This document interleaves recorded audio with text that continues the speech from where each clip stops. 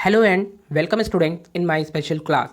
So student, for today I explain about photosynthesis experiment. So student, आप जानते हैं photosynthesis की जो प्रोसेस है वो प्लांट्स में बहुत ही इसेंशियल होती है फूड फॉर्म करने के लिए। मींस प्लांट में जो भी फूड का फॉर्मेशन होता है वो फोटोसिंथेसिस की प्रोसेस के थ्रू ही होता है। और आप जानते हैं प्लांट फूड का फॉर्मेशन CO2, H2O, लाइट की प्रेजेंस में, क्लोरोफिल की प्रेजेंस में अपना फूड फॉर्म करते हैं जो कि ग्लूकोज होता है। सो इस पूरी प्रोसेस को कि फोटोसिंथेसिस में जो भी रॉ प्रोडक्ट हैं क्या वो टेक किए जा रहे हैं और क्या फोटोसिंथेसिस की प्रोसेस के लास्ट में फूड का फॉर्मेशन होता है, ऑक्सीजन रिलीज होती है, इन प्रोसेस को हम स्टेप वाइज अंडरस्टैंड करेंगे एक्सपेरिमेंट्स के through. So moving forward about the experiment related to photosynthesis. So student, first thing here about the experiment to study, हम यहाँ पे कौन सा एक्सपेरिमेंट स्टडी करने वाले हैं। So first experiment is chlorophyll is necessary for photosynthesis, means क्या chlorophyll important है फोटोसिंथेसिस की प्रोसेस में। Then is light necessary for photosynthesis, क्या लाइट की इंपॉर्टेंस होती है फोटोसिंथेसिस में। Then is CO2 necessary for photosynthesis, क्या CO2 इंपॉर्टेंट है फोटोसिंथेसिस की प्रोसेस में। And the last one is O2 produce during photosynthesis, means क्या ऑक्सीजन प्रोड्यूस होती है फोटोसिंथेसिस की प्रोसेस में। सो स्टूडेंट, ये सारी प्रोसेस हमने रिएक्शंस में समझ रखी हैं कि जो फोटोसिंथेसिस की रिएक्शन है वहां पे ये सारी चीजें इन्वॉल्व होती हैं, बट अब हम इन्हें प्रूफ करने वाले हैं एक्सपेरिमेंट के बेस पे। So students, here about the experiment, क्यों इंपॉर्टेंट है एक्सपेरिमेंट्स। हमने जो भी बातें की कि फोटोसिंथेसिस की प्रोसेस होती है, मेनली ऑक्सीजन रिमूव होती है एंड CO2 यूज होती है, वाटर यूज होता है, क्लोरोफिल की प्रेजेंस होनी चाहिए, तो क्या हम इन्हें एक्सपेरिमेंट बेस पे भी प्रूफ कर सकते हैं, इसलिए यहाँ पे एक्सपेरिमेंट्स की रिक्वायरमेंट है। सो फर्स्ट थिंग हम क्या करने वाले हैं इस एक्सपेरिमेंट में, ऐसी लीव्स का इंपॉर्टेंस है यहाँ पे जो कि स्टार्च ना प्रेजेंट हो जिनमें। मीन्स स्टूडेंट्स, हम एक्सपेरिमेंट को समझने से पहले हमें कुछ बेसिक पॉइंट्स पता होने चाहिए जो कि इन एक्सपेरिमेंट में इन्वॉल्व होने वाले हैं। तो first thing here student, leaves used in this experiment must not contain starch at the start. Why means जो भी एक्सपेरिमेंट हम फॉलो करने वाले हैं उनमें से कुछ ऐसे एक्सपेरिमेंट हैं, मेनली 3 एक्सपेरिमेंट हैं, जैसे कि chlorophyll is necessary for photosynthesis, is light important, is CO2 important for photosynthesis process। इन सब में हम एक्सपेरिमेंट के स्टार्टिंग में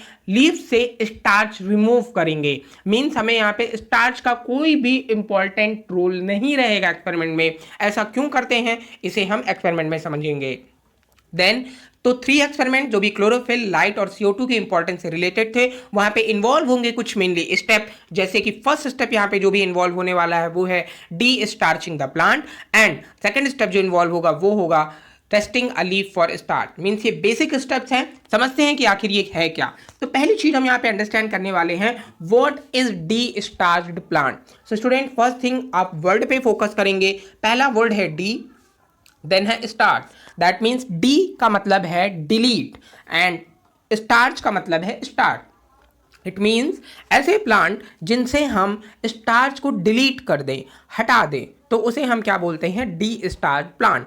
और अगर मैं एक लाइन में बताऊं कि डी स्टार्च का मतलब क्या है, so a plant without starch is known as de starch plant. So example आप यहाँ पे देख पा रहे हैं, ये कुछ सेल्स है जिनमें स्टार्च प्रेजेंट है और फिर हमने क्या किया, नो स्टार्च इन सेल। तो इस प्रोसेस को हमने किया कैसे कि फर्स्ट स्टेप में सेल में स्टार्च प्रेजेंट थी और सेकंड स्टेप में हमने देखा कि यहाँ स्टार्च नहीं प्रेजेंट थी, तो प्लांट को हमने कैसे डिस्टार्च किया ये अंडरस्टैंड करते हैं। तो फर्स्ट थिंग हमने क्या किया कि जो भी हमारा प्लांट है, जो भी पॉटेड प्लांट है, उसे हमने डार्क रूम में 2 to 3 डेज के लिए रख दिया। मीन्स हमने क्या किया कि जो भी हमारा प्लांट था, by leaving it in the dark for 2 to 3 days, मतलब जब हम प्लांट्स को किसी डार्क रूम में रखते हैं जहां पे उसे सनलाइट नहीं मिल रही है, जब सनलाइट नहीं मिलेगी तो सिंपल सी बात है कि उसमें फोटोसिंथेसिस की प्रोसेस नहीं होगी और जो पहले से फूड उनमें फॉर्म है, जो भी ग्लूकोज के थ्रू फूड फॉर्म था एंड देन स्टार्च के फॉर्म में फूड स्टोर था।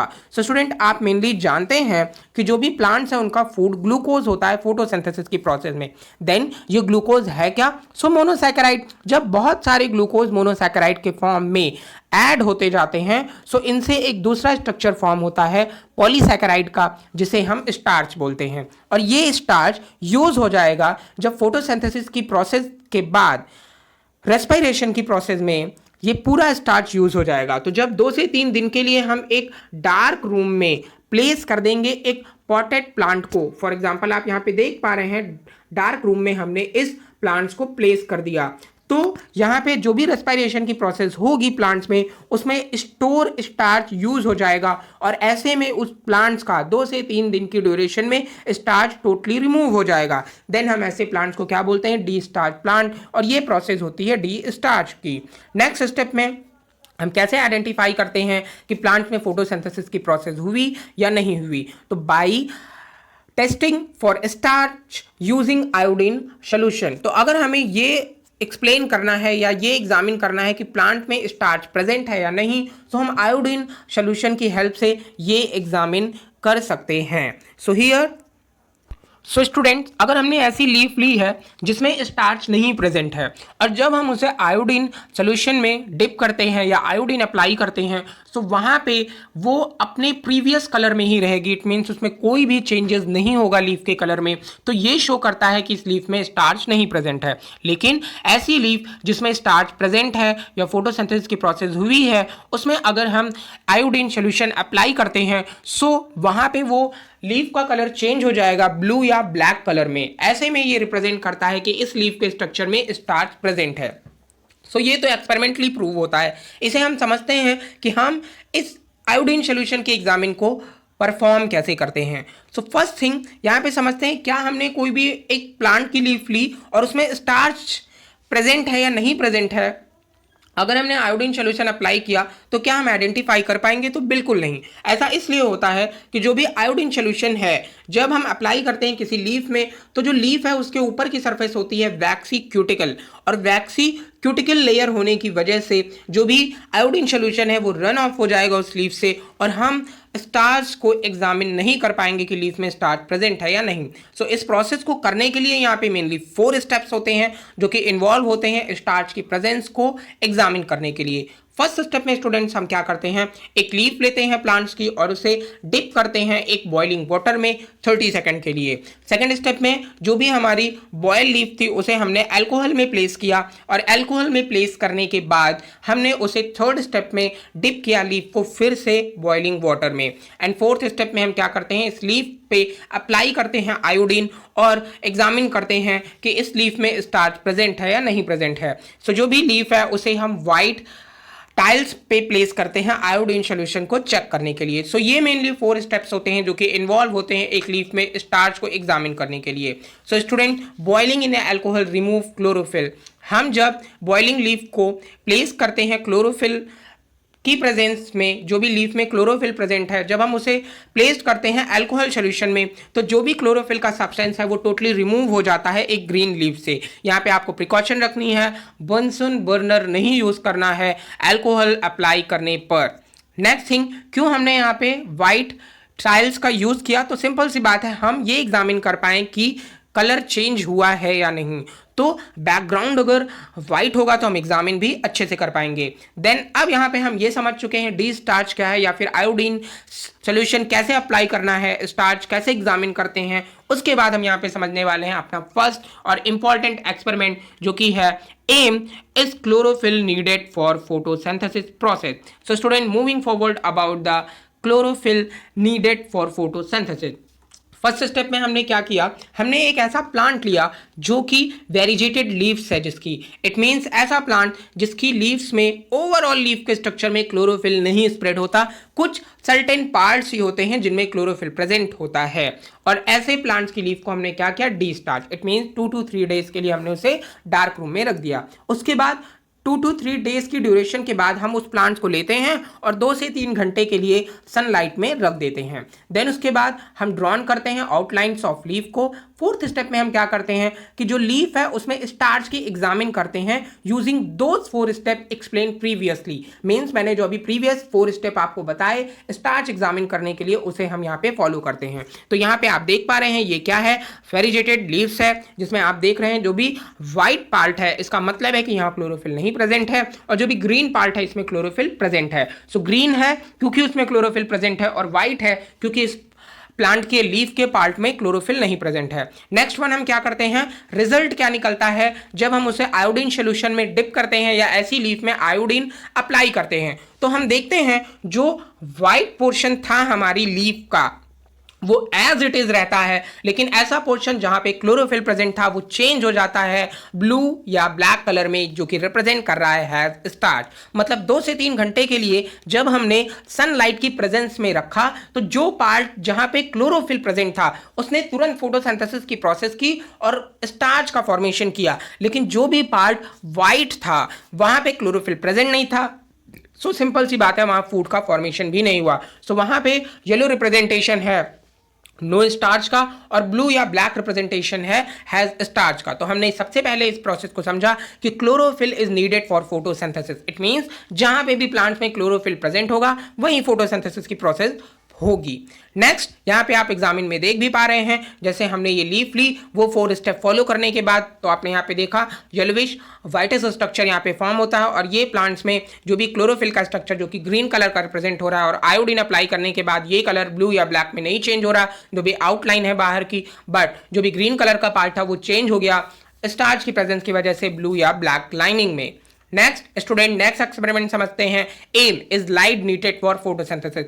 यहाँ पे हम ये समझने वाले हैं क्या लाइट की इंपॉर्टेंस होती है फोटोसिंथेसिस की प्रोसेस में या नहीं। सो फर्स्ट थिंग हमने फिर से वही किया, फर्स्ट स्टेप में हम क्या करते हैं, प्लांट को डिस्टार्च करते हैं 2 to 3 डेज के लिए डार्क रूम में रखते हैं। देन उसके बाद हमने क्या किया, उसकी एक लीफ के स्ट्रक्चर में एक ब्लैक पेपर लगा दिया। जैसे आप यहाँ पे देख पा रहे हैं ये क्या है, एक पॉटेड प्लांट है और इसमें हमने ये एक ब्लैक पेपर अप्लाई कर दिया है इस लीफ के स्ट्रक्चर में।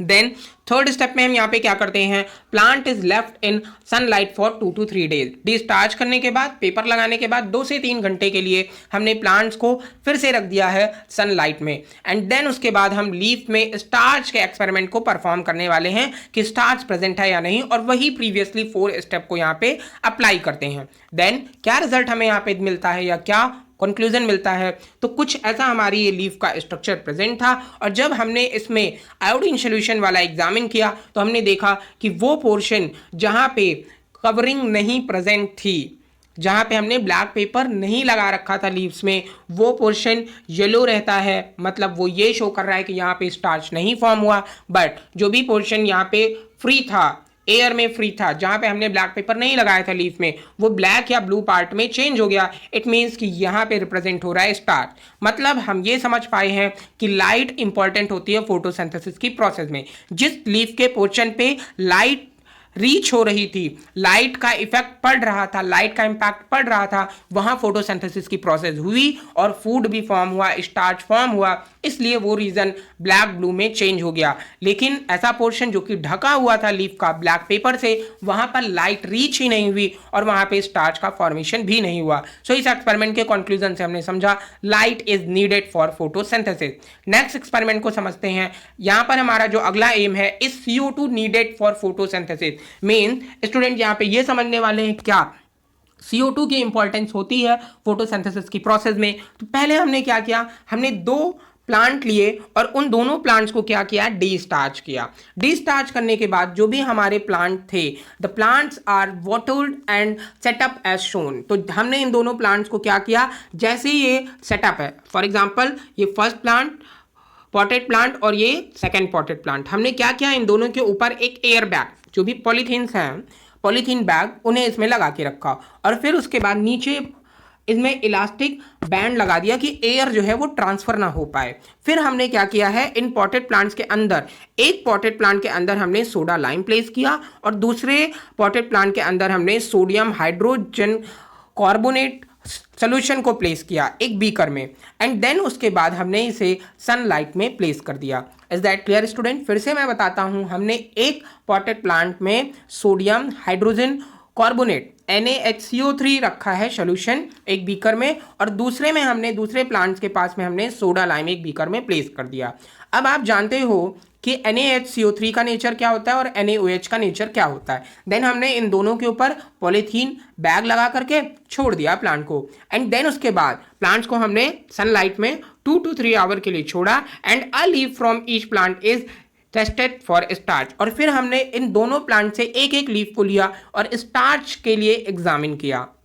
तो यहाँ पे हम क्या देखते हैं, जहाँ पे हमने सोडियम हाइड्रोक्साइड लेके रखा था, NaOH ले रखा था। सो NaOH का नेचर होता है एब्जॉर्ब CO2। ये जो भी CO2 प्रेजेंट है उसे एब्जॉर्ब करती है, और जो सोडियम हाइड्रोजन कार्बोनेट है NaHCO3 है, उसका नेचर होता है ये CO2 को रिलीज करती है। तो जहाँ पे O2 को एब्जॉर्ब किया जाएगा, तो सिंपल सी बात है, इस प्रोसेस में, फर्स्ट वाली प्रोसेस में CO2 का एब्जॉर्प्शन हो रहा है, और जो सेकेंड प्रोसेस है वहां पे CO2 को रिलीज किया जा रहा है। तो क्या एक्सपेरिमेंटल व्यू है, इसे भी समझते हैं। सो रिजल्ट क्या यहाँ पे मिलेगा, जब हमने लीफ को एग्जामिन किया स्टार्च के बेस पे कि स्टार्च प्रेजेंट है या नहीं, तो जो जहां पे हमने NaOH लेके रखा था, ओके, सोडियम हाइड्रोक्साइड लेके रखा था, वहां पे नो स्टार्च रिजल्ट फॉर्म हुआ। इट मींस वहां पे फोटोसिंथेसिस की प्रोसेस नहीं हुई और स्टार्च का फॉर्मेशन नहीं हुआ। लेकिन जहां पे CO2 रिलीज हो रही थी, मतलब जहां पे हमने NaHCO3 ले रखा था, वहां पे फूड का फॉर्मेशन हुआ, क्योंकि वहां NaHCO3 CO2 को रिलीज कर रही थी, और जहां पे हमने NaOH को प्लेस किया था वहां पे CO2 एब्जॉर्ब हो रही थी। तो जहां CO2 एब्जॉर्ब हुई वहां फोटोसिंथेसिस की प्रोसेस नहीं हो पाई, क्योंकि वहां CO2 एब्सेंट रही। और यहां पे जहां पे CO2 रिलीज हो रही थी NaHCO3 से, वहां फूड का फॉर्मेशन हुआ, और यहां पे आपका जो स्टार्च की प्रेजेंस की वजह से जो भी लीफ है वो ब्लू और ब्लैक अपीयरेंस रिप्रेजेंट कर रही थी। इट मीन्स स्टूडेंट्स, यहाँ पे अगर कंक्लूजन की बात करें तो हमने प्रूव किया कि CO2 इसेंशियल है, या CO2 is needed for photosynthesis process. So moving forward about the next experiment. Next experiment है M is O2 produce during photosynthesis.